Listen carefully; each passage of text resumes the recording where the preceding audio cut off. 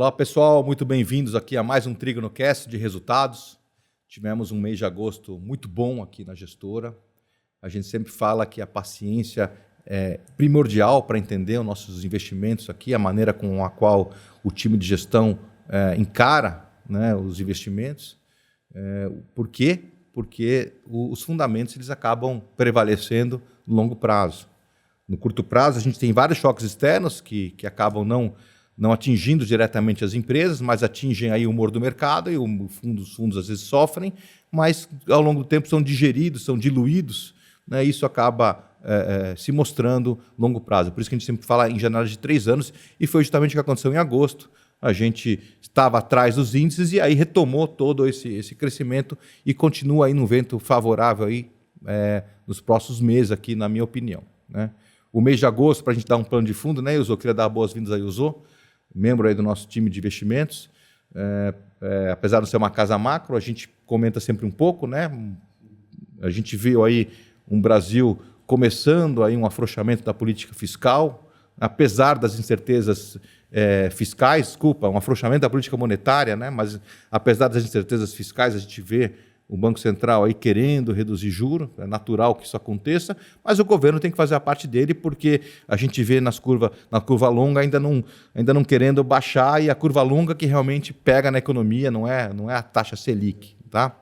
Segundo ponto, Europa e Estados Unidos teve grandes novidades, a não ser que o Zô queira comentar alguma coisa específica, mas a gente viu a China aí continuando o processo de desaceleração, um pouco de preocupação do setor imobiliário chinês. O governo tem toda a capacidade de incentivar, mas é limitado também, e a gente não sabe até que ponto isso pode se tornar um problema lá na frente. Então, Yuzo, bem-vindo. Comenta um pouco aí do que você viu macro aí em agosto. No caso do Brasil, eu diria que, apesar da Bolsa ter reagido negativamente, né, ao contrário dos nossos fundos que foram bem, eu diria que não teve nenhuma grande novidade. O cenário fiscal estava incerto, continuou incerto, não teve nenhuma novidade em termos de impostos, nem de arrecadação, que é o que está em dúvida, né, agora. Em relação à China, de fato, a atuação do governo tem sido limitada, né? Todo mundo está esperando um grande incentivo fiscal, né? Não só queda de juros ou medidas regulatórias, que é o que vem sendo feito, e até agora não teve, né? Então, estão esperando, talvez nem venha, né? Porque o motivo da crise imobiliária chinesa foi justamente o governo que desencadeou, né? Então, as regulações do governo acabaram por coibir, né, de certa forma, o exagero que estava tendo, e foi o próprio governo que desencadeou tudo isso, né? Então, acredito que o governo esteja interessado realmente em não que essa crise contamine todos os outros setores, né, que não está acontecendo agora. Então, desde que isso não ocorra, o governo acho que vai deixar o setor se assentar naturalmente, né? Vamos ver o desenrolar dessa história. Nos outros países, Estados Unidos, Europa, o cenário está relativamente parecido. Eu diria que nos Estados Unidos os dados de emprego vieram abaixo do esperado, que é relativamente bom, né? Por incrível que pareça, porque o principal problema hoje é a inflação, né? Que o mercado está preocupado. Então, os dados virem abaixo é bom por conta do Fed não subir mais a taxa de juros, que é o grande medo hoje, né? A gente não está, como diz em inglês, out of the woods nesse assunto, né? Fora da floresta, ainda estamos um pouco perdidos, porque você teve aí aumento do petróleo também, que pressiona a inflação. Então, eu acho que o mundo ainda está brigando com variáveis que tiram pressão da inflação, com variáveis que ainda criam pressão na inflação, tira de um lado, força do outro, e aí isso acaba tirando visibilidade. Então, você não tem consenso se o Fed americano vai continuar subindo juros, se vai descer, se vai manter. Europa, a mesma coisa. Então, assim, o mundo ainda está bagunçado na questão de juros aí, o que seria o que acaba impedindo aí um cenário de maior visibilidade, né? Vamos lá, então, comentar aqui dos resultados, né? Como o Yuzo comentou, a Bolsa não foi bem em agosto, né? A gente uma cabeça além do óbvio, né? Descorrelacionado, de certa maneira, fundos bastante ativos, então é natural que num mês ruim por conta macroeconômica, né? O governo aí não mostrando a sua colaboração do lado fiscal para sustentar uma queda de juro, né? O mercado precifica e não sobe, né? A gente acha que quando cai o juro o mercado vai bombar, não é bem assim. Exatamente. A expectativa, que o Werner sempre fala, né? Foi de que o juro caísse, o mercado subiu com a expectativa, na hora que desceu o juro, bater o olho no fiscal, não dá credibilidade, ainda não dá credibilidade, aí o mercado pega e devolve. Não é o que acontece com as empresas nossas, que vêm publicando resultados bons, né?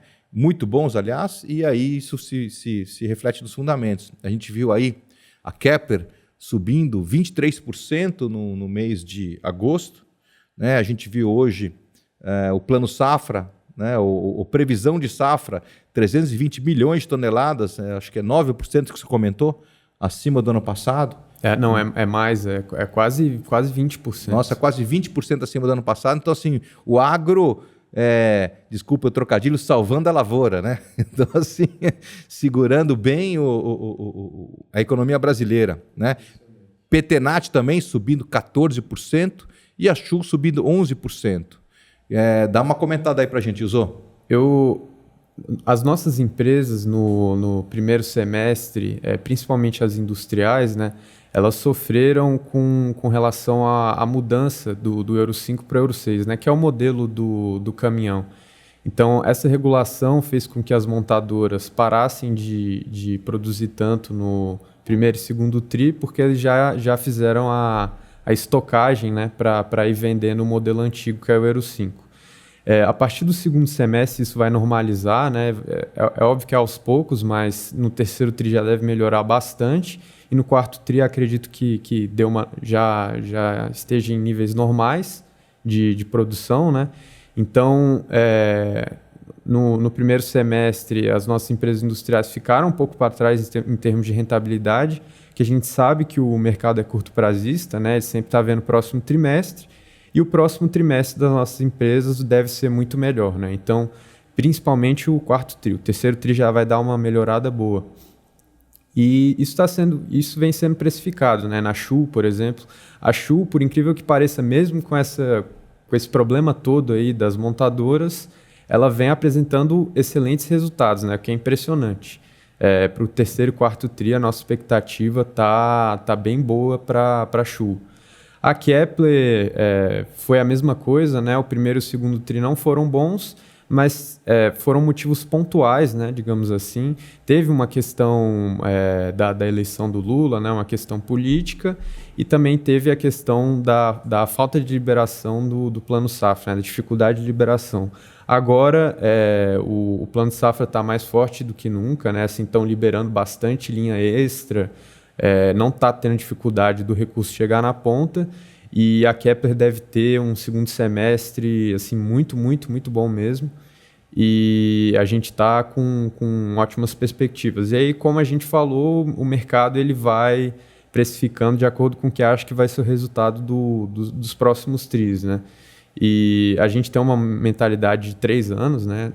É longo prazo, mas a gente sabe que o mercado é mais curto prazista nesse sentido. Por isso que o mercado chega atrasado. Por isso que a gente comprou Kepler, Schul, Petenat, muito antes do mercado perceber o que a gente estava vendo. Essa vantagem de investir diretamente nos fundos, que a gente não espera subir. Agora o mercado está vendo o que a gente viu há mais de um ano. Há talvez 2 anos, 3 anos. Né? Esse bottom 3 aqui usou Júlio Simões, caiu 12, Aura caiu 12, Cristal, Tronox caiu 13. Conta um pouco aí o que aconteceu com as 3 piores. A Júlio Simões, eu acredito que seja uma questão pontual ali de resgate de fundo, que tem um papel. Também tem uma questão de um possível follow-on, que ninguém sabe quando vai vir, mas é provável que ocorra, né? E isso está causando uma falta de visibilidade em termos de preço para o papel. Mas a empresa está excelente. Assim, para mim, a Júlio Simões é a que tem tido o melhor desempenho no grupo Simpar. Eles estão entregando excelentes resultados, crescimento. É realmente impressionante o desempenho financeiro da empresa, né? Aí no curto prazo essas oscilações aí de mercado são normais, né? A Aura, ela é uma empresa que não tem entregado tanto operacionalmente, né? Mas agora está com uma perspectiva boa por conta de novas minas. E a Cristal, ela de fato tem decepcionado operacionalmente. A gente sabe que ela está tendo o problema do ácido sulfúrico. E enquanto não melhorar esse problema, os resultados não vão ser dos melhores, né? Apesar dela ter subido bem esse ano, né? Ela subiu, aí caiu, subiu de novo. Ela fica nessa especulação, né, de uma possível resolução aí desse problema do ácido sulfúrico. De fato, ela está barata, né, assim, em termos de potencial de valorização, digamos assim. Quando resolver esse problema, muito provavelmente ela vai subir bastante, né? E aí, enquanto não resolve, fica uma especulação de quando possivelmente vai resolver o problema. Vamos lá, então, avançar os resultados. Então, assim, refletindo tudo que a gente falou, o Flagship 60, fundo puro sangue Small Caps, subiu 2% em agosto, 2,1%, contra menos 7,5% do índice Small Caps. Foi quase 10% de alfa só no mês de agosto, né? O que fez com que a gente passasse o índice Small Cap no ano. A gente estava atrás, agosto foi o mês da grande recuperação, passamos aí o mês no mês de agosto, né? Conforme a gente faz, desculpa. Eu queria destacar aqui a resenha do mês passado, né, que o Werner comentou bastante sobre essa questão de expectativa versus realidade, né? A gente viu que o mercado estava dividido entre uma queda de 0,25 e 0,50. Aconteceu o cenário mais positivo, né, de 0,50, e mesmo assim o mercado só vem praticamente caindo desde então, né? E eu acho interessante a gente pensar um pouco sobre essa questão de especulação versus realidade, né? Muitas empresas têm tido resultados terríveis, né, e subiram muito. Então, acredito que agora foi uma hora de parcimônia, né, do mercado, ver realmente o que tinha que ter subido, que tem boas perspectivas, vão apresentar resultados bons, e empresa que só subiu puramente baseado em especulação, e os próximos resultados também vão ser ruins, né? Não é porque caiu 1%, 2% que vai cair a Selic que vai salvar essas empresas, né? Muitas estão com problema de dívida muito grave. Então, eu acho bastante importante fazer essa observação. Não é só dívida, não é porque cai a Selic que o cara vai no shopping center comprar mais, ou vai comprar mais apartamento, ou vai voar mais. Então, assim, o mercado, como você falou, o mercado é curto prazista e mais torcedor do que qualquer outra coisa, né? Vamos lá, de onde vieram, né, esses quase 10% de alfa? Primeiro ponto, agronegócio, a gente comentou da Kepler aí. Só na Kepler foi 3,5% de alfa, né? Imagino que aqui, Kepler. A gente teve comércio, né? O que acontece no comércio é que a gente quiser comentar um pouco dessa soma, parece que é uma empresa que a gente não tem, né? E tem tá no índice. Uma questão muito grave no setor, que é o imposto de custeio, que não vai ser mais descontado, né? Então, várias empresas do setor utilizam esse benefício tributário, que pode acabar, e assim, por exemplo, na Soma, especificamente, 40% do lucro líquido vem desse subsídio, né, digamos assim. Então, se acabar, essas empresas de varejo principalmente, vão tomar uma penalidade muito grande na última linha. Vamos lá. Triglo Delphos, né? Triglo Delphos, você vê que o índice de dividendos ele é menos cíclico do que o small, então ele caiu menos, ele caiu 2,8% e a gente subiu 2,3%, geramos um alfa de 5% aí, e a gente vê aí realmente no longo prazo como o fundo vai abrindo do índice, né? Da onde vieram, né, esses alfas de 5%? Primeiro, serviço financeiro, né? A gente vê aí uma participação maior no índice do que a gente tem no Delphos, e a B3 aí, se quiser comentar um pouco como caiu, a gente não tem no fundo, a gente gera alfa. A B3 vem decepcionando, assim como a Bolsa, né? Muito correlacionado. Então, a Bolsa vem decepcionando, né? Os índices.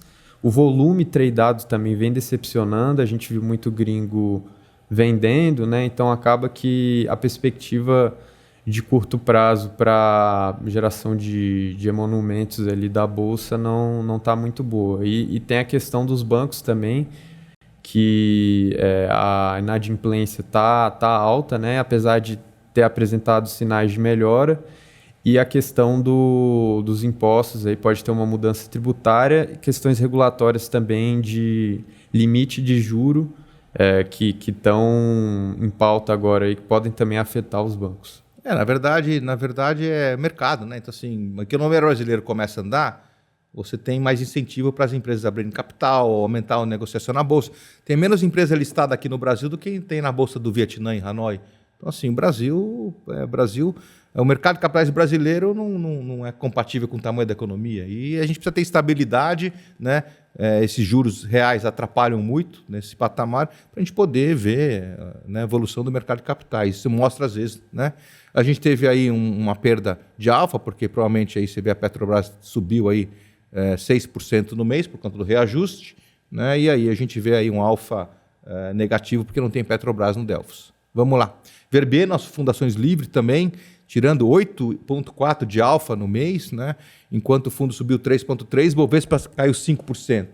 E aí, de novo, no ano passando e aí deixando os índices para trás, né? Comendo poeira, como a gente ouve aí no jargão de mercado. O que foi esse alfa? Principalmente a parte industrial, né? O Verbier tem muita indústria e a gente vê aí uma posição muito grande em indústria no Verbier beneficiando a gente, ao passo que você não tem esse mesmo peso no índice Bovespa. A parte de consumo, né? A gente viu aí a Petenat, como a gente comentou no começo, subindo muito, e isso faz com que a gente ganhe o alfa no fundo no Verbier. E agora vamos comentar sobre o fundo Icatu sem Prev. Lembrando também que a gente abriu recentemente um fundo com a Zurich, de Previdência, e abrimos 2 novos com a BB Seguridade, os 270 Prev. Um replicando a estratégia do Delfos e outro que está né, disponível exclusivamente para os clientes do Banco do Brasil.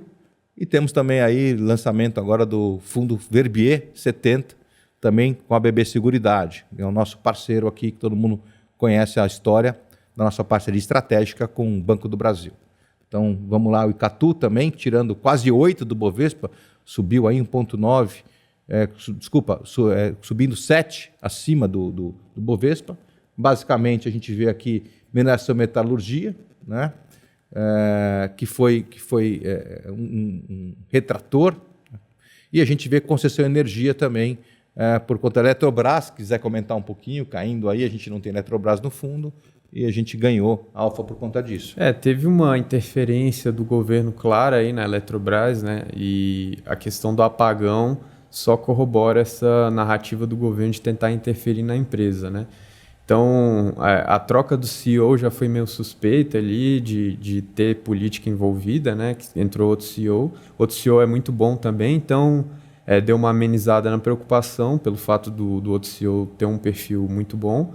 Mas, por exemplo, eles cancelaram agora o programa de demissão voluntária da Eletrobras, né? Que estava aberto. A Eletrobras é uma empresa privatizada, né? Então não deveria caber ao governo definir se vai ter PDV ou não, mas foi cancelada, até pela justiça, né? Então, essa questão da interferência estatal da Eletrobras causa certa preocupação, sim.